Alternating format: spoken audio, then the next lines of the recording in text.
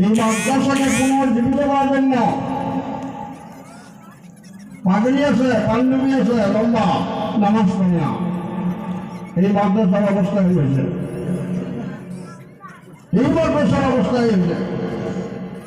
এই জন্য এই মাদ্রাসাকে জিন্দা করা, যে সমস্ত বুজুর্গ এই মাদ্রাসার ছুটি কেড়ে নিচ্ছে, ওনাদের কি আশা ছিল যে আমরা মারা যাব, এই মাদ্রাসাগুলো চলবে সব আল্লাহ আজাদ থেকে আমরা বাকি থাকবো।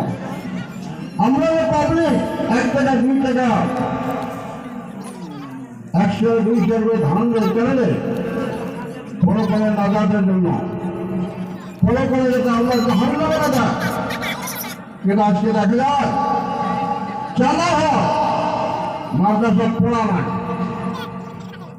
মাদ্রাসার ছাত্র নাই।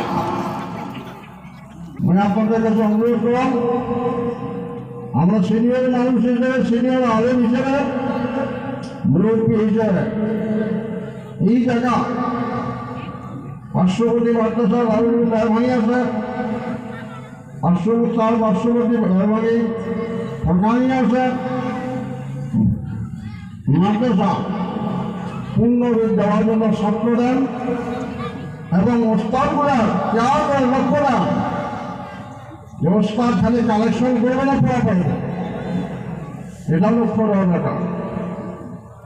আমরা ছাত্র দেওয়ার জন্য রাজ দিয়েছি, ছাত্র যেন মাদ্রাসার পূর্ণ পর্যায়ে উন্নতি আমলগুলো হয়। কথাটা অনেকের ভালো লাগবে, অনেকগুলো বেয়া লাগবে। টিচার মিটার আসলে মানুষ ঠিক হয় না, টিচার মিটার আসলে মানুষ ঠিক হয় না। কেন মাদ্রাসা অবস্থায় লোক মাদ্রাসা কেন বানিয়েছে? ছেড়ে নেই মাদ্রাসা কেন আছে? ছেড়ে নাই আসার এটা পাবলিকে কর, মূল শিক্ষক করব, মূল কমিটি করব, বেশ টাকা